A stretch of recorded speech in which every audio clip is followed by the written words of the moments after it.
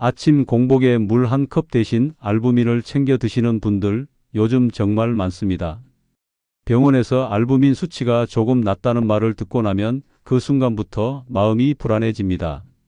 그래서 검색을 해보면 알부민을 먹으면 수치가 올라간다, 기력이 살아난다, 몸이 붓는 것도 좋아진다는 이야기가 쏟아집니다. 그렇게 시작된 습관이 어느 순간 매일 아침 챙겨 먹는 건강 루틴이 되어버립니다. 그런데 여기서 꼭 짚고 넘어가야 할 중요한 사실이 있습니다. 지금 드시고 있는 그 알부민, 정말 몸속 알부민을 채워주는 걸까요? 아니면 우리가 전혀 다른 걸 믿고 있는 걸까요? 오늘 이 이야기를 정확하게 이해하지 못하면 돈은 돈대로 쓰고 정작 몸에는 아무 변화도 없는 상황이 계속될 수 있습니다. 그래서 오늘은 많은 분들이 오해하고 있는 먹는 알부민의 진실을 아주 현실적으로 그리고 과장 없이 풀어보겠습니다.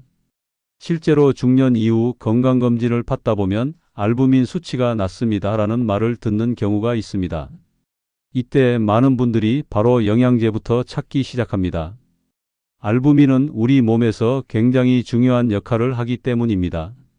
혈액 속에서 수분 균형을 유지해주고 영양소와 호르몬을 운반하는 역할까지 담당합니다. 그래서 알부민이 부족하다는 말은 왠지 몸 전체가 약해진 느낌으로 받아들여지기 쉽습니다. 문제는 이때 선택하는 방법입니다. 대부분의 분들이 부족하면 채워야지라는 생각으로 알부민을 직접 먹는 방식을 선택합니다. 하지만 여기서 아주 중요한 오해가 하나 있습니다. 우리가 입으로 먹는 알부민과 우리 몸 혈액 속에 존재하는 알부민은 같은 것이 아닙니다.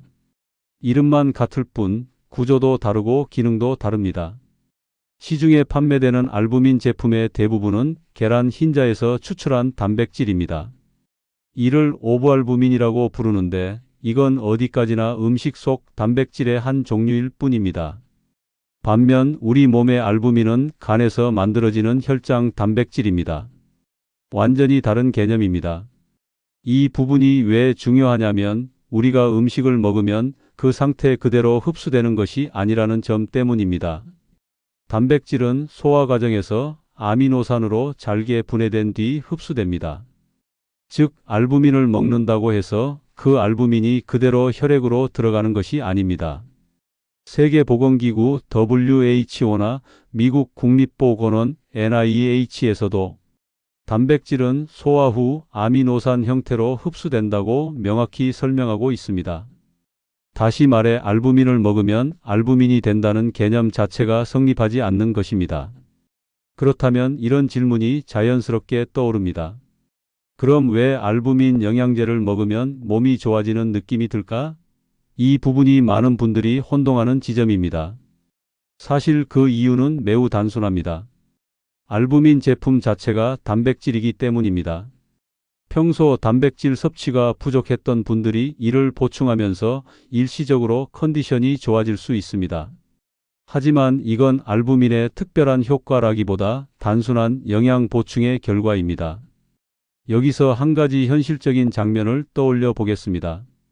평소 식사를 제대로 챙기지 못하고 단백질 섭취가 부족했던 분이 갑자기 알부민 제품을 꾸준히 먹기 시작합니다. 그러면 몸이 조금 가벼워지고 피로가 줄어드는 느낌을 받을 수 있습니다. 이때 대부분의 사람들은 역시 알부민이 좋구나라고 생각합니다. 하지만 실제로는 부족했던 단백질이 보충된 것일 가능성이 훨씬 큽니다. 여기서 잠깐 말씀드리겠습니다. 지금 이 영상을 보고 계신 분들 중에서 중년 이후 건강관리에 관심이 있으시다면 시니어 건강연구소 채널이 도움이 될 수 있습니다. 병원 가기 전에 알아두면 좋은 건강 정보들을 쉽게 풀어드리고 있으니 도움이 되신다면 구독해 두시는 것도 좋겠습니다. 다시 이야기로 돌아가겠습니다. 그렇다면 진짜로 알부민 수치가 낮은 경우에는 어떻게 해야 할까요? 이 부분은 매우 중요합니다. 대한간학회나 여러 의료기관에서도 알부민 수치가 낮아지는 가장 흔한 원인은 간 기능 저하, 만성질환 그리고 영양 부족이라고 설명합니다. 즉 단순히 특정 영양제를 먹어서 해결되는 문제가 아니라는 것입니다. 특히 간에서 알부민을 만들어내기 때문에 간 기능이 떨어진 상태라면 아무리 단백질을 먹어도 충분히 합성되지 않을 수 있습니다. 또 하나 중요한 점은 과도한 기대입니다. 일부 광고에서는 알부민을 마치 만능 영양제처럼 설명합니다. 피로 회복, 면역력 강화, 붓기 개선까지 모두 해결해 주는 것처럼 이야기합니다. 하지만 이러한 표현은 과학적인 근거가 부족한 경우가 많습니다. 실제로 건강기능식품으로 인정받기 위해서는 식약처 기준을 충족해야 하는데 대부분의 알부민 제품은 일반 식품 또는 단백질 보충제에 해당합니다. 오히려 주의해야 할 부분도 있습니다. 계란 단백질은 일부 사람에게 알레르기 반응을 일으킬 수 있습니다. 또한 특정 단백질만 과도하게 섭취할 경우 소화 부담이나 장내 불균형이 생길 가능성도 있습니다. 그래서 단일 성분에 의존하기보다는 다양한 식품을 통해 균형 있게 섭취하는 것이 훨씬 중요합니다. 그렇다면 현실적인 방법은 무엇일까요? 답은 의외로 단순합니다. 계란, 생선, 두부, 살코기 같은 자연식품을 통해 단백질을 충분히 섭취하는 것입니다. 미국 영양학회에서도 단백질 섭취는 특정 보충제보다 식사를 통해 이루어지는 것이 가장 바람직하다고 강조합니다.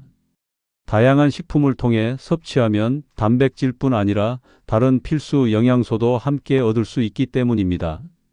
또한 알부민 수치를 확인할 때는 단순 수치 하나만 보는 것이 아니라 전체 건강 상태를 함께 고려해야 합니다. 체중 감소, 근육 감소, 만성, 피로, 부종 등의 증상이 함께 나타난다면 그 원인을 정확히 파악하는 것이 우선입니다.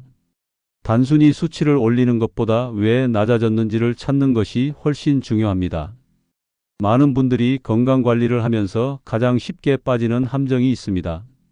바로 이거 하나 먹으면 해결된다는 생각입니다. 하지만 건강은 그렇게 단순하지 않습니다. 특히 중년 이후에는 더 그렇습니다. 몸의 기능이 복합적으로 작용하기 때문에 한 가지 제품으로 모든 것을 해결하려는 접근은 오히려 시간과 비용을 낭비하게 만들 수 있습니다. 이제 정리를 해보겠습니다. 먹는 알부민은 우리 몸의 알부민을 직접 올려주는 물질이 아닙니다. 단순한 단백질 보충의 역할을 할 뿐입니다.